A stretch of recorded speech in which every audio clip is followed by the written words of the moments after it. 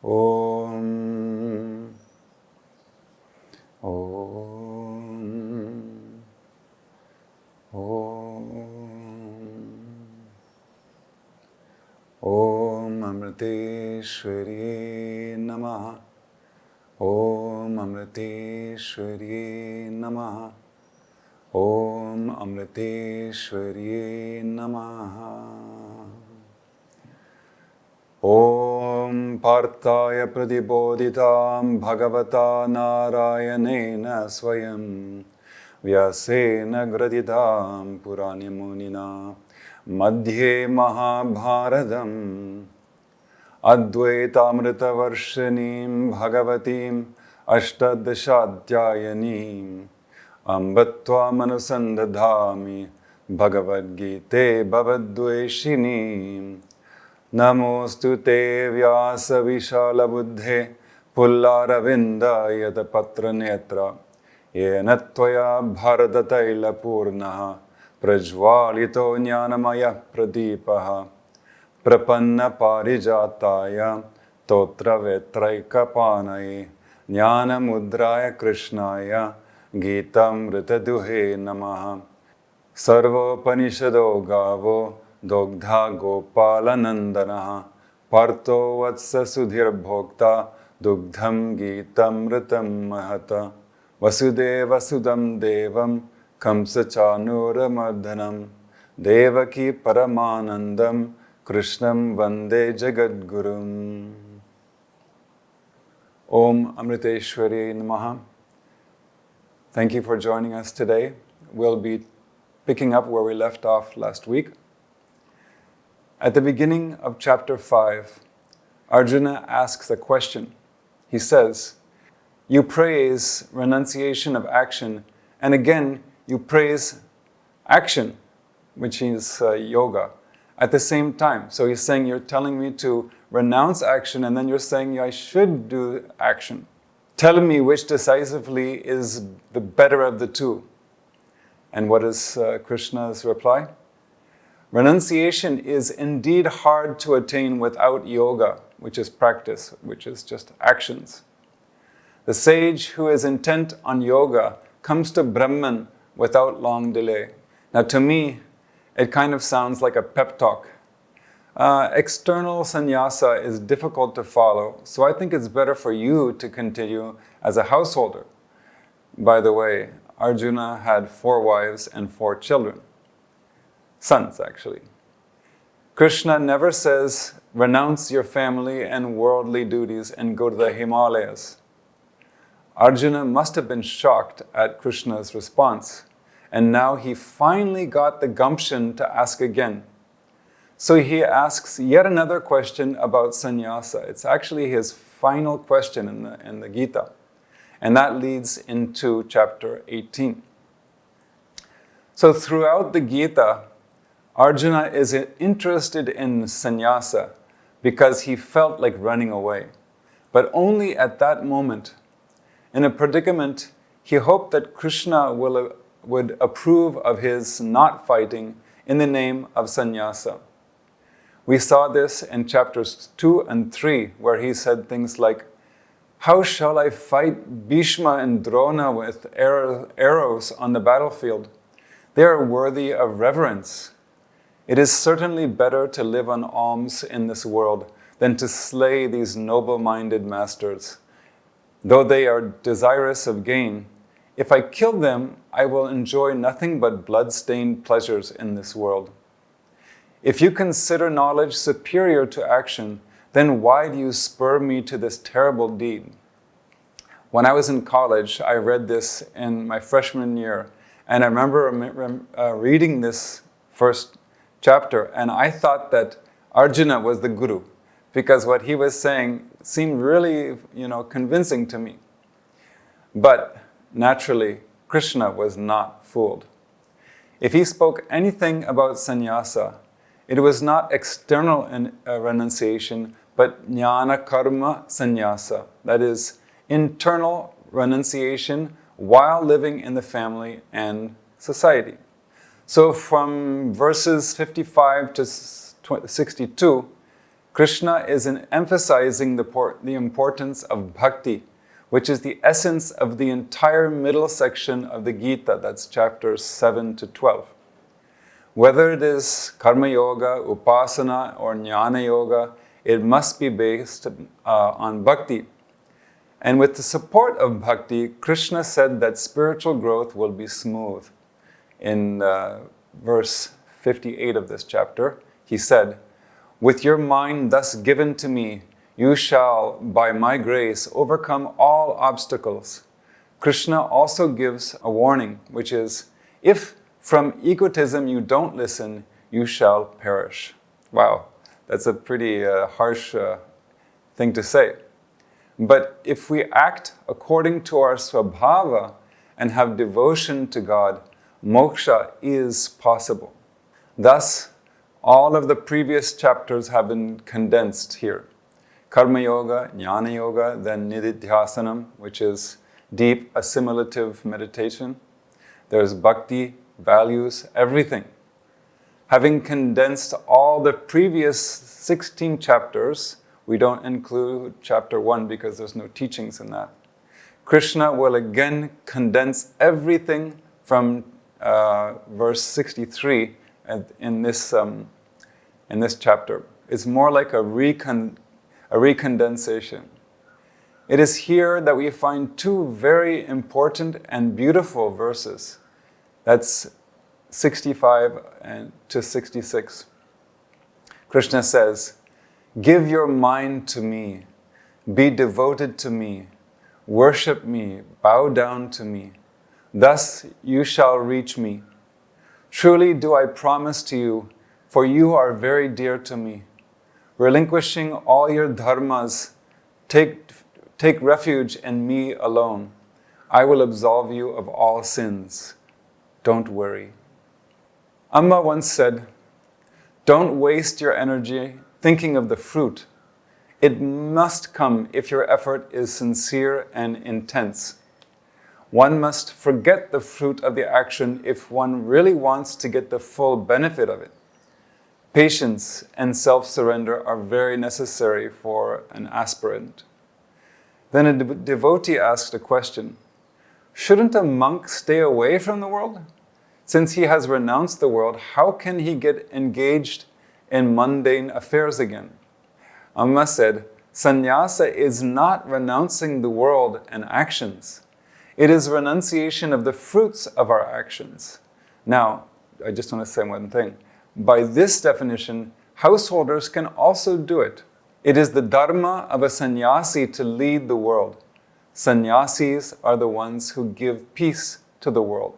Now, this last two lines sounds like I'm giving praise to myself and others, but I explicitly include this part about householders because by this definition, householders have just as much responsibility as we do to lead the world and give peace to the world. And householders can do the exact same thing as sannyasis if they have that proper view of sannyasa.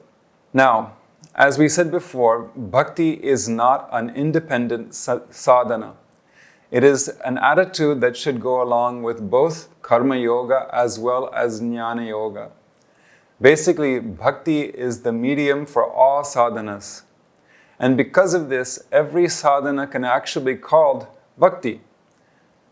Every sadhana needs the grace of God, or we can say Guru. But what is the advantage of having bhakti in every sadhana? Krishna said that every stage of sadhana has its own obstacles. Even karma yoga has its obstacles. For example, when we are doing seva, there is a tendency to identify with the task, thinking, "I'm doing this." We know how that is. Then when someone says something or criticizes me, we take it as a personal affront. So how can we surmount all these obstacles? Of course, our own effort is important. But as Amma always says, our effort invokes God's grace. In other words, our effort is not the final factor. That shows how important bhakti is in karma yoga. Now here's an example of the importance of God's grace. Have you heard of Steve Jobs? Of course you have. He was one of the founders of Apple. How about Steve Wozniak? Not so many people know, but a lot of people do know him. What about Ron Wayne? No? Well, he was the third founder of Apple. Wayne helped with the engineering documentation, and he typed up the very first Apple contract in 1976. He even created the first Apple logo, but 12 days later, he quit because he was about 20 years older than the other two. So he sold back his shares, which was 10% of the company, for a total of $2,300. In today's, it's only about $12,500. Today, the company is worth $3 trillion. And what is 10% of that? A mere $300 billion. This guy did not have God's grace, while the other two did. Up to the final moksha, every stage has its obstacles. But the example of Amma's life shows us how to surmount the changes with bhakti. We know that Amma's parents used to stop her from praying and singing bhajans. One night, it was very late when Amma started singing loudly to Lord Krishna in the family shrine room. Amma's mother and elder brother scolded her harshly for singing in the darkness and disturbing their sleep. Her brother remarked, "Why do you shout and howl like this? Is your God deaf?" Amma was not deterred from singing to God in the silent hours of the night. Amma had a fear that God would punish her mother, father, and brother for beating her while she chanted devotional songs. Therefore, she would often sing softly to prevent them from doing such bad actions. Now we can do the same thing as well. If somebody is being mean to us, we shouldn't get, angry at them or thinking of retaliation. We can remember to pray to God that they learn how to be nice to people, and also we can also pray to God that they don't get any punishment from God. Amma also teaches her followers how to handle obstacles on our path. One night during Krishna Bhava, Amma called her father and told him, "My devotees will come from far and wide. Many of the devotees will settle here permanently." We're seeing that even 20 years ago. "You will have to face many obstacles, but don't be afraid. Endure everything. Don't take revenge against anyone. Don't be envious. Don't seek anything from anyone. Everything you need will come to you unasked. Always give part of what you receive in charity. In time, this place will become a great spiritual center." Yes, it's been that for a long while already. "This little one," referring to herself, "will travel around the world many times. Though you may have to suffer a lot in the near future, God will always bless you and provide for your needs. Your relatives and even the villagers will hate you and abuse you, but in time, they will become your friends. Countless devotees will become like your own children." Amma also teaches us to have the right attitude towards obstacles. She says, "Look at these fresh roses. How beautiful they are. What a fine fragrance they exude. But what do we give in return to make them grow?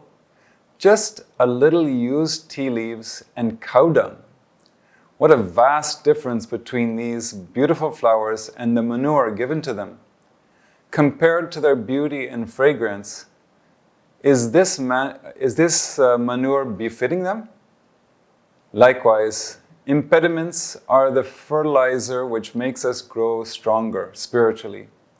These obstacles will all help our hearts to blossom fully. Chirping at night is the nature of crickets. but that sound never disturbs anybody's sleep. Likewise, to create trouble is the nature of the ignorant. But you cannot tell those people that, oh, this is in your nature because you're ignorant. No, we have to feel love for them. And the last part of Amma's words, we must therefore pray to God to forgive them and to lead them to the right path. Dedicate everything to God and He will look after you. So it's a lot of Amma stories and quotes about obstacles, because that is the main reason why Krishna is talking about it in this section. So in the previous verse, Krishna warned Arjuna about the difficulties that await him if he falls into egotism instead of surrendering to Lord Krishna. It wasn't really a threat, it was sage advice. Like Amma tries to convince a person who is going in the wrong direction to come back to the right path. Actually, it is the light of Amma's presence that illuminates the path ahead, and that is what helps us to take the proper path. Here too, Krishna is only acting out of concern and compassion for his disciple. Now, in the next verse, Krishna clarifies himself. We will go on to chapter 18, verse 60. As we always do, I will break down the shloka into like bite-sized pronunciation, and so after that we will chant slowly together. Swabhava jena kaunteya nibhaddha svena karmana kartum nechasi mohat karishasavashopitat. I hardly changed the English, so I'll read it out. O son of Kunti, bound by your own karma, born of your own nature, what you, out of ignorance, desire not to do, you will helplessly perform. Now, Shankaracharya commentary. By your own karma, he says, means duty, because you're born into a particular social role. And then born of your own nature means the prowess and valor and so on, all the attributes described in verse 43 of this chapter. And out of ignorance, Shankaracharya says, that means it's from lack of judgment. Or we can call it aviveka. Then the part where Krishna says, you will helplessly perform, Shankaracharya says, it means being fully under control by internal forces. And obviously that is all our vasanas and everything. Now moving on to Jnaneshwar's commentary. He says, if a person is bent upon swimming towards the west, when the current is flowing eastwards, the current will surely drag him to the east. If the rice seed were to say that it will not grow into a rice plant, will it be able to go against its own nature? In the same way, as your innate nature belongs to the warrior's tradition, how can you say that you are not going to fight? In the same way, as your innate nature belongs to the warrior's tradition, how can you say that you will not rise to fight? Even if you say so, your nature will compel you to stand up and fight. O Arjuna, your warrior's nature has bestowed upon you bravery, indomitable spirit, mindfulness, and other qualities at the time of your birth. This inborn nature will not allow you to sit quiet without performing your duties. Now this also goes for all four varnas. Varnas just means a color. And so when you say that word varna, like kshatriyas, it is varna. So it means that a person was born with certain traits, and it's not because of the family they came into. It means that they came into the family because they had that samskara from the past life. And if, just like Arjuna has his swabhava and his swadharma, everybody else does. So it's not just, about kshatriyas. And also Swami Chidbhavananda's commentary. He says, we are not different from our nature. We and our innate tendencies are identical. A person may be adept in many languages, so much so that it is difficult to find out which among them is their mother tongue. But when an overwhelming joy or sorrow takes possession of them, they blurt out their feelings in their native language. That happens to many people, even me. Everybody's dreams are in tune with their nature. In other words, dreams are the indicator of a person's mental makeup. Nobody has the freedom to dream according to a plan. Try it and you'll see what happens. We're obliged to act in conformity with our nature. Heaven and hell are projections of our inner constitution. As our shadow follows us, our nature clings on to us. Acting in tune with one's nature is the only way to exhaust one's karma. Now I want to add one thing here. We know from Amma that we can change our nature through sadhana. So he must be talking about people who are not doing any sadhana. And we also have one quote from Sri Ramakrishna Deva. He says, if you put garlic juice in a vessel, that strong smell will stick to the vessel. However much the vessel may be washed, the pungent smell will not disappear. Egoism is very much like the smell of garlic. It is adamant and not easily removed.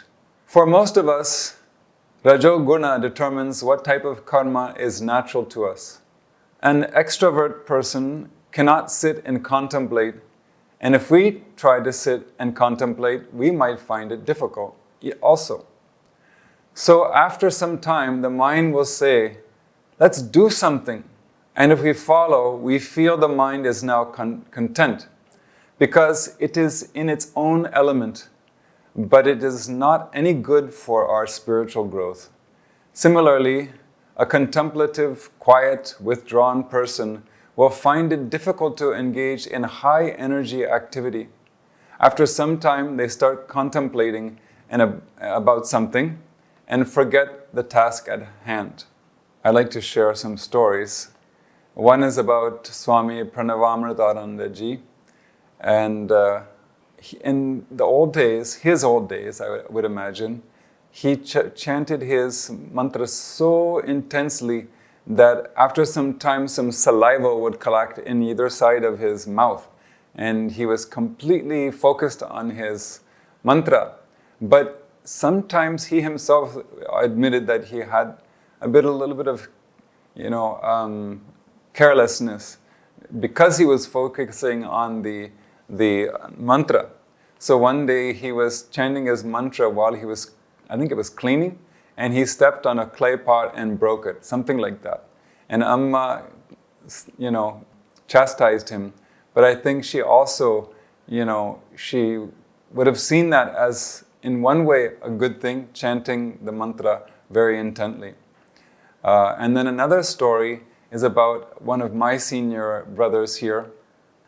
He loves to chant his mantra like everybody does, but he chants it so much along with Arjuna. So one day he was chanting the Lalita Sahasranama, and someone came and said, Amma's calling you. And the first thought that came, it seems, was that he was like, oh, now I can't finish Arjuna.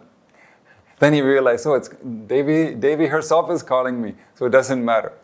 So, but both of these examples show that they have a lot of sattva because they give so much importance to their sadhana. So for them, you can understand why they don't, focus on the external things when they're doing their sadhana. Okay, back to the commentary, or what I'm adding to the other commentary. Then why is Arjuna's mind trying to go against its own nature? because this is a special situation. Till now, he never found any difficulty in being a warrior. He fought many kingdoms, he conquered so many people and became victorious. That's even how he got that name, Dhananjaya. It means one who conquers wealth or achieves prosperity. It was no problem for him because his nature was like that. Now, however, his judgment is clouded because Bhishma and Drona are there. Trying to avoid something out of delusion will never succeed. But if we utilize our swabhava, our inner nature, for the greater good, we are not only helping others, but we are purifying our own mind, which brings more sattva. Now we will proceed to the next verse, 61. Ishvara sarva bhutanam hrideshe Arjuna tishtati Brahmayan sarva bhutani yantrarudhani mayaya. I completely changed the English, mostly the location of words. So I'll read that out. You can always repeat it on the video if you want to write it down. The Lord, O Arjuna, dwells in the hearts of all beings, and by his maya, he causes them to revolve as if mounted on a machine. No commentary from Shankaracharya this time. But Jnaneshwar does have some things to say. The sun, in the form of the Paramatma with its 1,000 rays, rises in the great sky in the form of hearts of all beings. He sheds light on the 3 worlds in the form of the different states of life. That's the waking state, dream state, and the deep sleep state. And the sun awakens the wandering souls deluded through Maya. He makes the lotuses in the form of sense objects blossom in the lake of knowable objects and feeds them to the bees in the form of the beings with 6 feet. You know who has 6 feet? Human beings, consisting of the 5 senses and the mind. So beautiful. Apart from this metaphor, God abides in the hearts of all beings, taking the form of egoism due to ignorance. He pulls the strings from behind the curtain of Maya and makes the puppets dance in the form of 840,000 types. Now, this is not a reference to species, so be careful. It's just a symbolic representation to show some deeper spiritual teachings about the cycle of birth and rebirth. Okay, coming back to his commentary. He invests all beings with body forms from Brahmaji, who is the creator, to the worm, according to the fruit of their karma. Whatever body they receive, they ride the body with the notion, I am the body. Just as thread gets entangled in itself, or like a blade of grass should bind another, or like a child tries to touch his own reflection in water, so the self adopts the body form and identifies with it, though it is separate from him. In this way, by mounting the beings on the mechanism of the body, God pulls the strings in accordance with their past actions.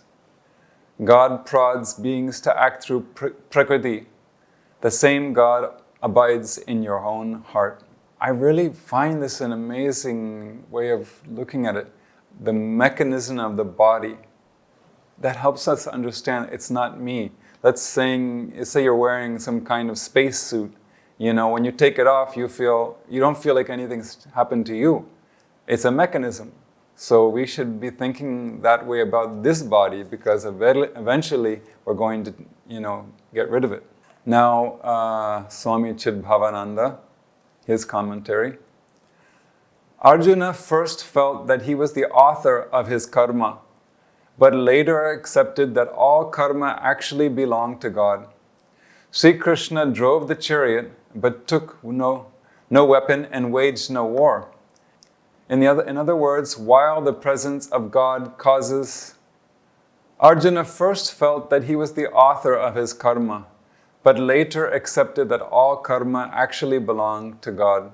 Sri Krishna drove the chariot, but took no weapon and waged no war.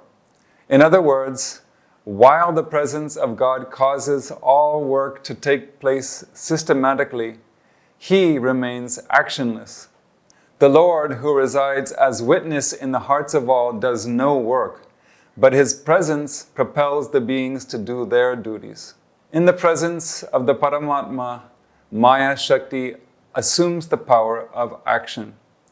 Not only does it do karma constantly, it also compels those under its control to work in obedience to its law and regime. Like dolls tethered to a revolving wheel, they are engaged in action. Ignorant as they are, they imagine that the choice of doing or not doing is all in their hands. Because of this notion, they get increasingly entangled in Maya.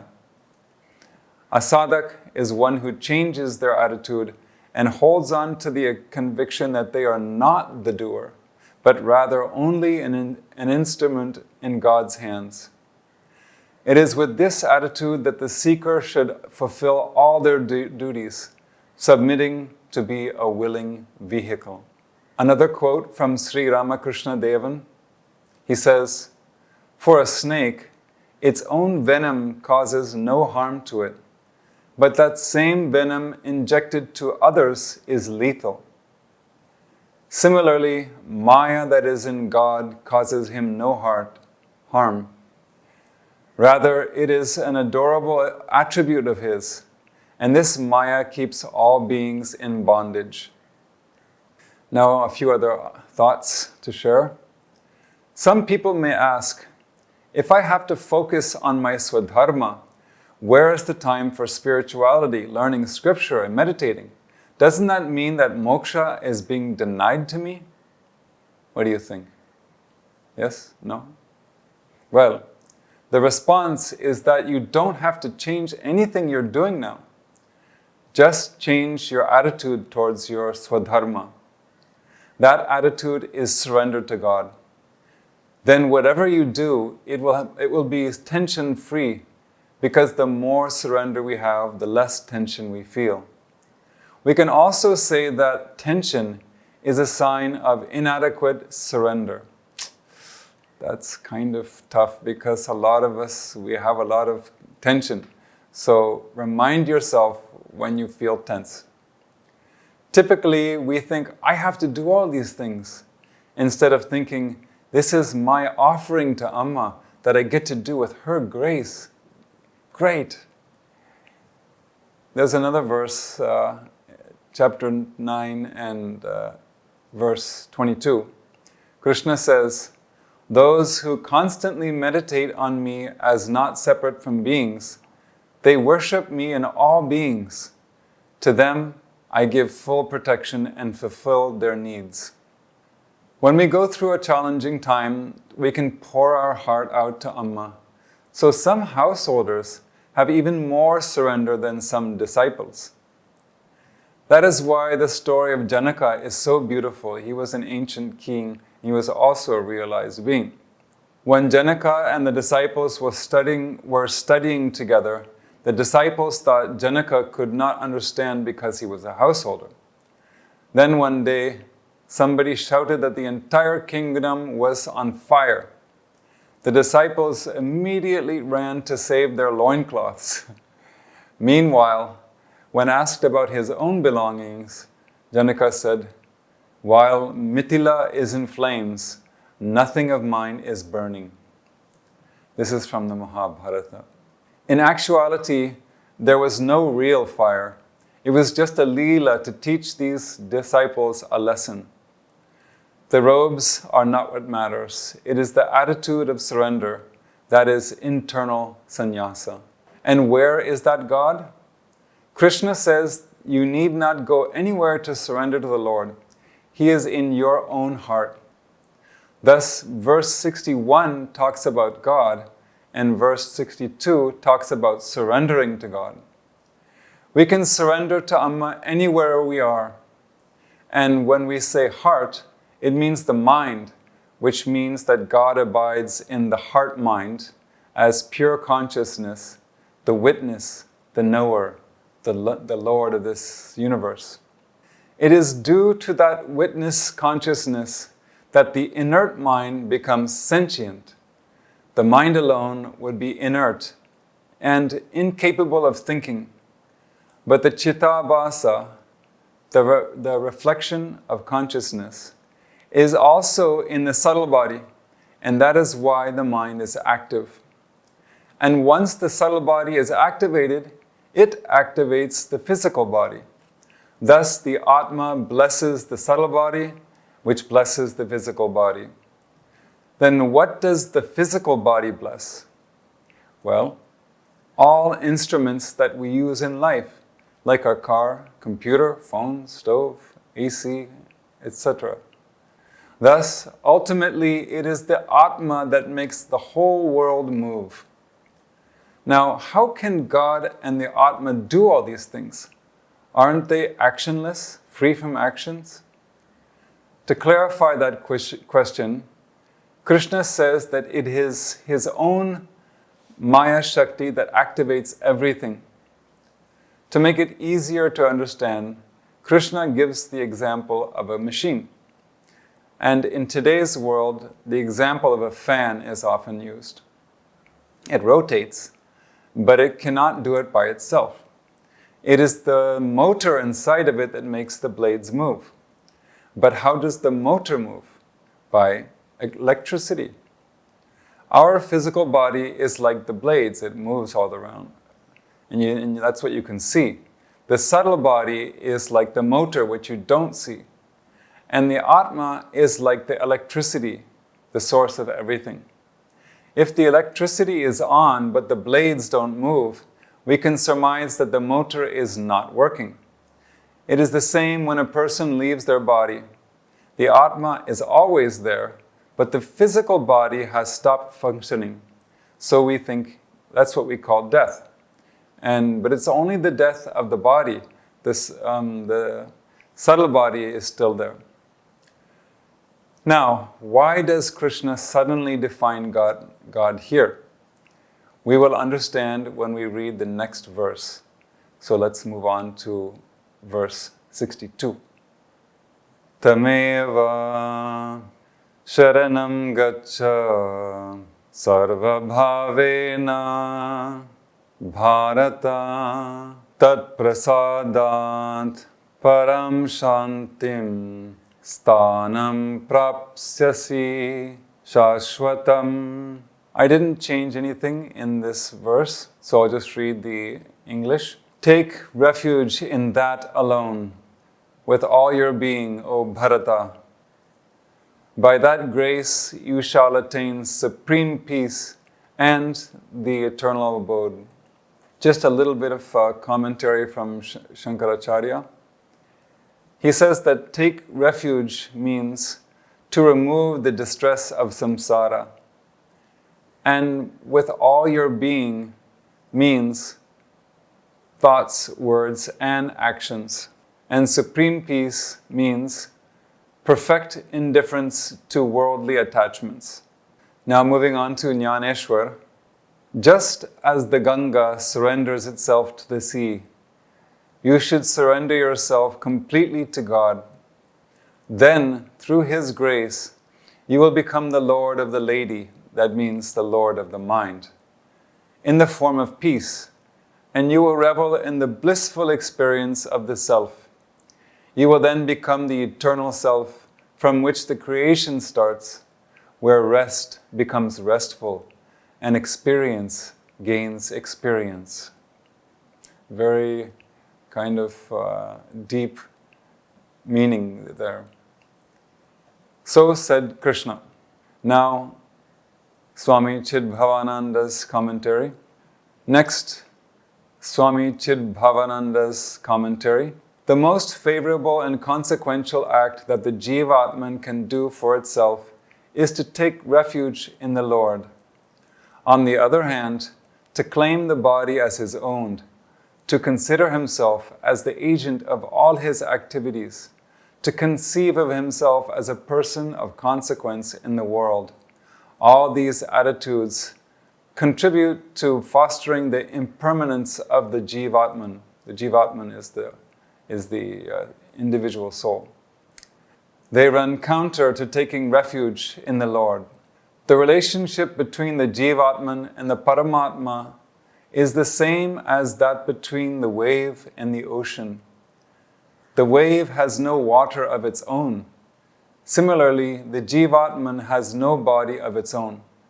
Both forms are impermanent. They are always in a state of flux. The activities of the wave are actually those of the ocean.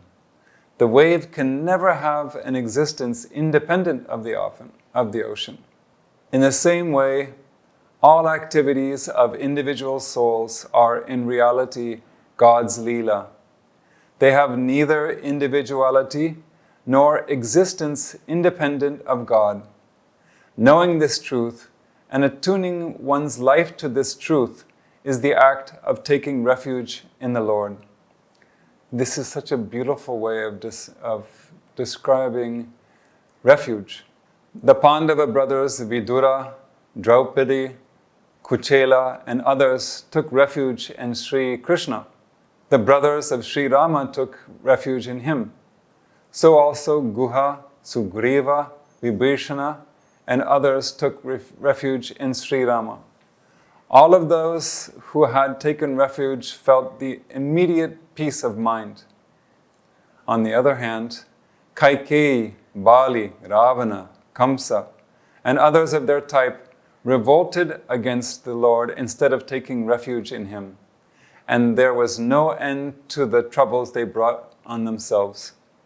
Like the setting of nature is ever conducive to spiritual growth, such a beneficial environment is termed as God's grace. Poetically stated, the wind of God's grace is constantly blowing. Aspirants who dedicate themselves to God are like prudent sailors who use the wind to navigate the ship to its destination. Such sailors who take advantage of the wind need not toil much in oaring the ship like that. Similarly, devotees who take refuge in God do not suffer from their worldly life. Though heavily engaged in karma, they are not bound by it. Supreme peace and the eternal abode in God are verily theirs. Another quote from Sri Ramakrishna Deva. Radha was told to fetch water for Sri Krishna with a pitcher full of holes, but not a drop of water leaked out. When the other gopis extolled her greatness, she replied that whatever had taken place was the glory of Sri Krishna, and she was merely an instrument in his hands. And this is exactly what we should feel like. Now, a few more thoughts. So there is no need to take sannyasa and drop our swadharma, because Arjuna's and our nature is rajoguna. But take refuge in the God that abides within you while you do your swadharma. Even if we don't understand the technical points in the scriptures, we can just visualize our Ishta Devata in our heart. Amma is sitting in your heart, constantly blessing you and watching over you. Whenever we become afraid, Amma will be there to help us. And whenever the mind prods us towards negative thoughts, we can remember that our negative thoughts are taking place in front of Amma. Do we want that? There are no bad thoughts that Amma doesn't see. That is what is depicted in the drawings of Hanumanji ripping open his chest and revealing Lord Rama, Lakshmana, and Sita. It means that every thought is Rama, and we can say every thought is Amma, we hope. Like Hanumanji, we can aspire to have only thoughts of Amma and surrender to her. Next, we should understand how to surrender. In this verse, Krishna says, with all your being, without any reservation, without any hesitation.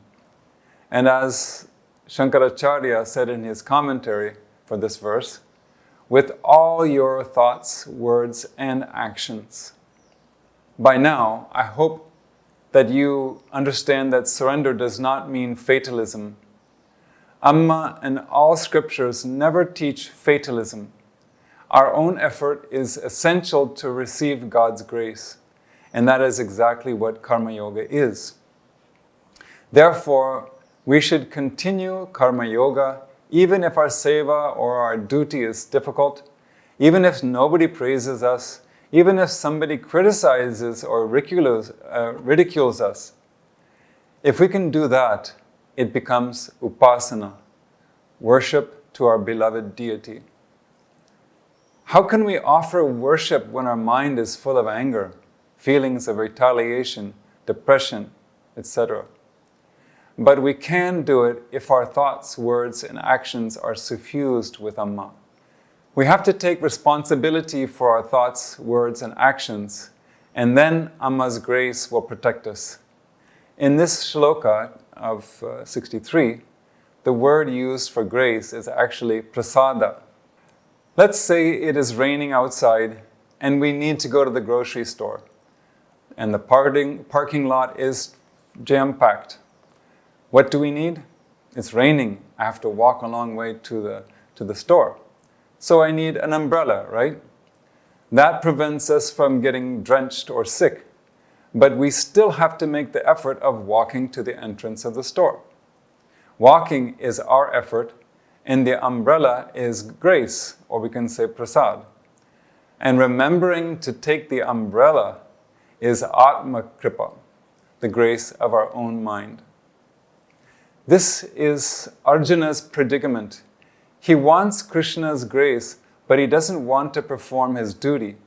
Contrarily, if he does perform his duty with all his being, he will attain the highest peace and the everlasting abode, ultimately. That sounds like a fair deal, right? For us, it means that when obstacles come, we will not be as affected in all situations. When we feel tired or frustrated, we can remember how Amma never gives up, even if it means extra strain for her. Now, what does eternal abode mean? It doesn't mean some heaven high up in the clouds. Why not? Because Amma and the scriptures both say that heaven is only temporary. It may be a very long time, but ultimately we will have to come back and start all over again. So the real meaning is Brahman. Krishna is saying, you shall achieve the supreme peace of Brahman. And that is the same thing as moksha. Now, Lord Krishna concludes the present teaching in verse 63. Iti te jnanam akyatam guhyad guhyataram maya vimrashaitad asheshena yatechasi tata guru. I did change the English translation a bit. Thus have I imparted to you this wisdom, more profound than all profundity. Pondering over it fully, act as you like. No commentary from Shankaracharya this time, but we have commentary from Jnaneshwar. He says, he's quoting Krishna, because he does that. He becomes Krishna and speaks as he is Krishna. The celebrated Gita is the very essence of all literature, and it will secure for you the gem in the form of the self.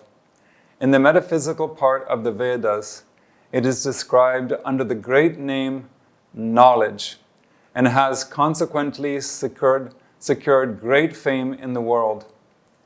The intellect and other means of obtaining mundane knowledge are only the reflected tiny rays derived from that eye of knowledge. Through its light, and I, the all-seeing, am also revealed entirely through that very knowledge. This is the knowledge of the self. It is the most secret treasure of myself, the non-manifest. But how can I hide it from you?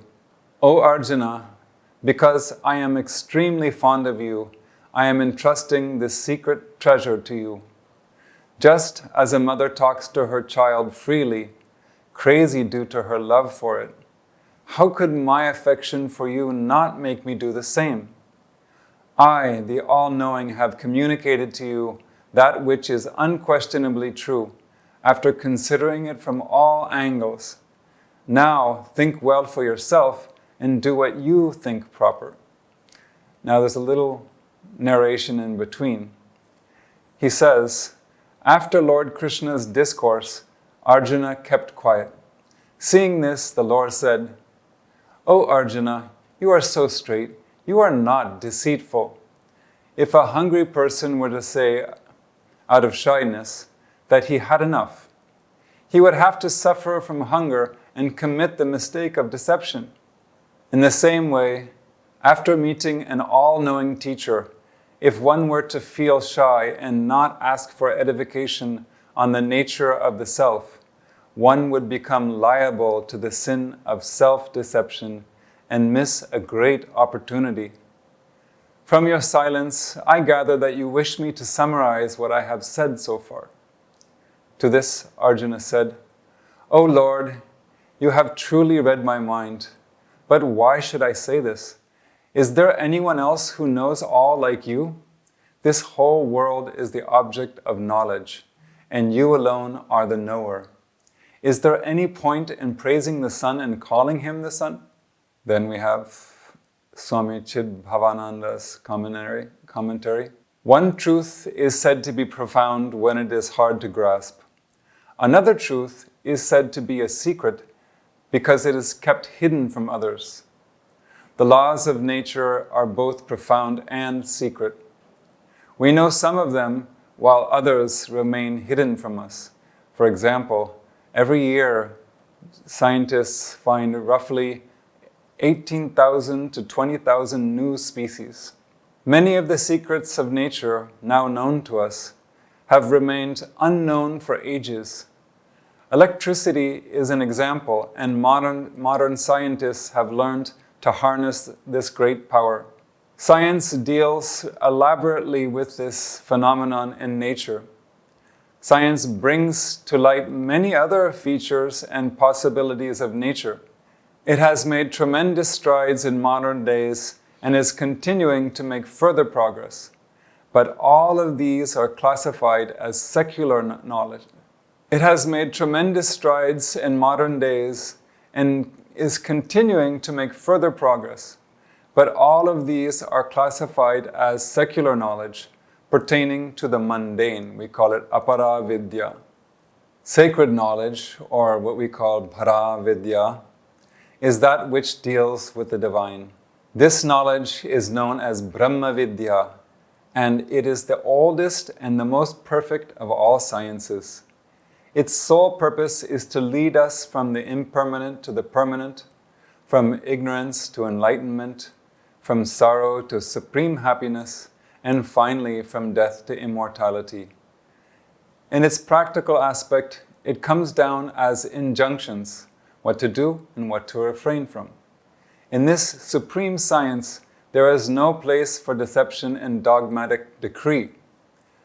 The governing principles are presented systematically and logically. Superstition and blind belief have no place in Vedanta. All tenets, commandments, and systems of yoga are presented coherently and convincingly. A person is given the freedom to investigate into the validity of this science. It is no sin to doubt the very existence of God. Nihilism, atheism, agnosticism have their due places in people's honest search for reality. When consistently pursued, even these seemingly derogatory paths guide us from darkness to light. Freedom is the first condition of growth, physical, mental, intellectual, ethical, and spiritual. The Lord encourages Arjuna, and through him, all aspirants, to exercise their power of understanding, to inquire into yoga as daringly and inquisitively as they can, and to only accept and practice principles they feel convinced that are beneficial for them. Laws pertaining to the ethical and spiritual life cannot be violated. They are facets of truth. They require no defenders, no patrons, and no protectors. Sri Krishna himself gets his status as Yogeshwara because of his being the embodiment of all the principles of yoga. A person becomes great to the extent they adhere to principles. A seeker after the truth must be more a devotee of principles than of personality. And that is what Krishna is asking Arjuna to do.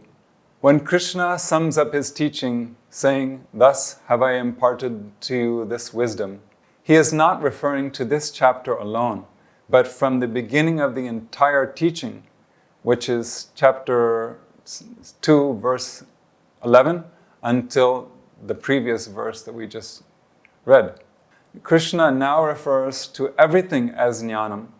And since Krishna says, "Ponder over it fully and act as you like," it shows that he only wants to be a teacher, not some drill sergeant. A commander will force others to do something, but a teacher only presents the truth.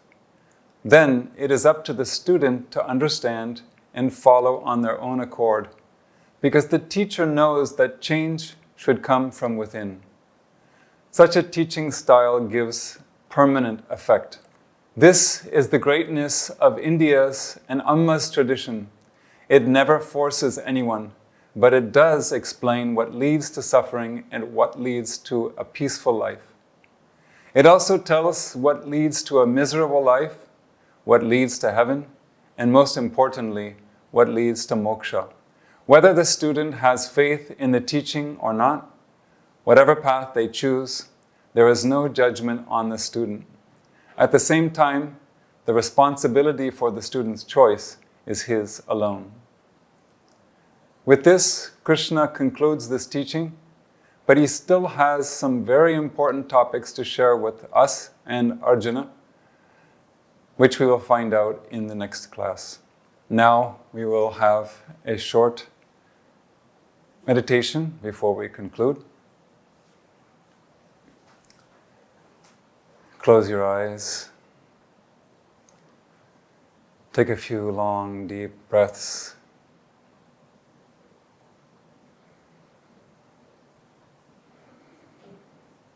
Check your posture and make sure your back and neck are relatively straight.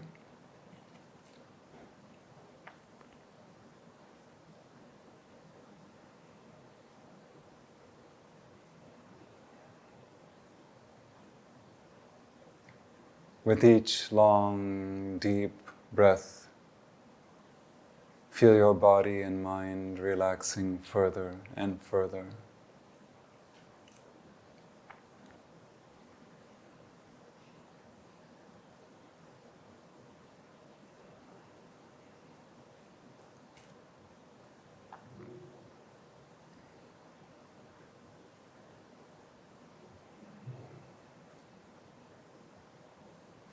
Try to feel Amma's subtle presence all around you.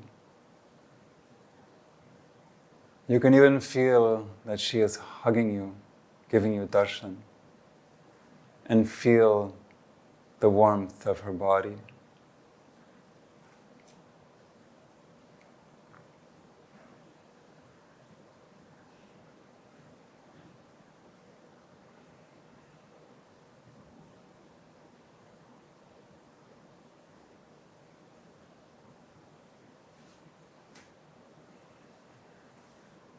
Now focus your awareness on the rhythmic flow of your breathing. Now focus your awareness on the rhythmic flow of your breath.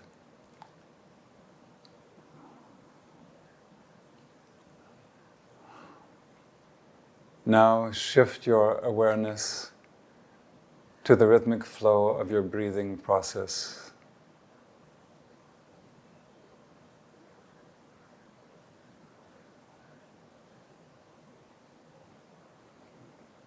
It is like you're a witness watching a peaceful brook, a creek flowing peacefully, and you are just witnessing the entire thing.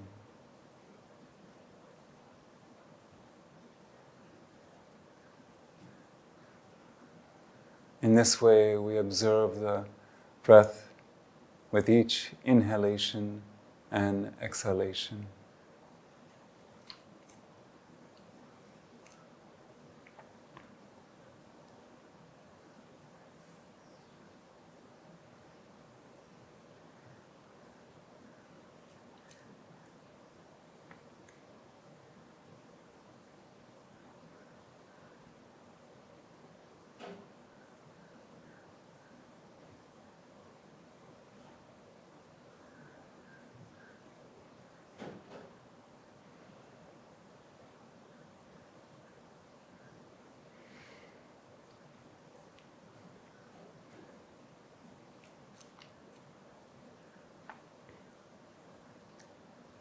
Now let us visualize Amma in our heart.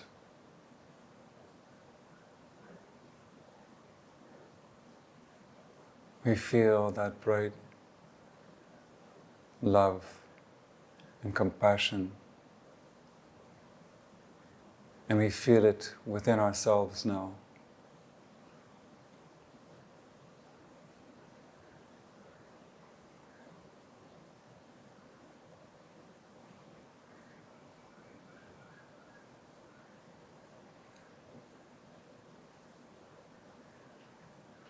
We want to surrender to Amma, but we know we have many vasanas, negativities lurking deep within us.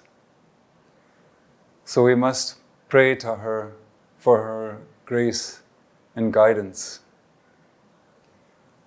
O Amma, in my heart, I want to surrender to you, just like Krishna said. And I need your help in every way, not just karma yoga, jnana yoga, bhakti yoga. Every day, every moment of the day, I need your help, Amma. Please protect me. Please help me remove my vasanas and negativities. May I always be positive and giving. All the suggestions Amma gave us today. Oh, my beloved mother, help me and all of us to put that into practice. This is my prayer, and I would say it is my only prayer, because if Amma helps us attain that state, it will be much easier to realize her in our heart.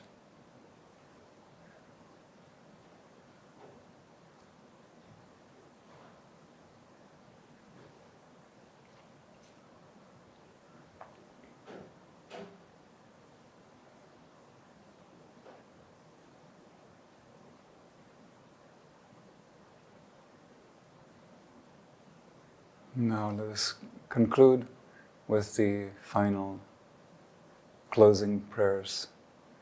Om Asato Ma Sadgamaya Tamaso Ma Jyotirgamaya Mrityorma Amritam Gamaya. Om Shanti Shanti Shanti. Om Lokaha Samastaha Sukhino Bhavantu. Lokaha Samastaha Sukhino Bhavantu. Lokaha Samastaha Sukhino Bhavantu. Om Shanti Shanti Shanti. Om Shri Gurubhyo Namaha. Harihi Om. Take one long deep breath, and as you exhale, you can slowly open your eyes.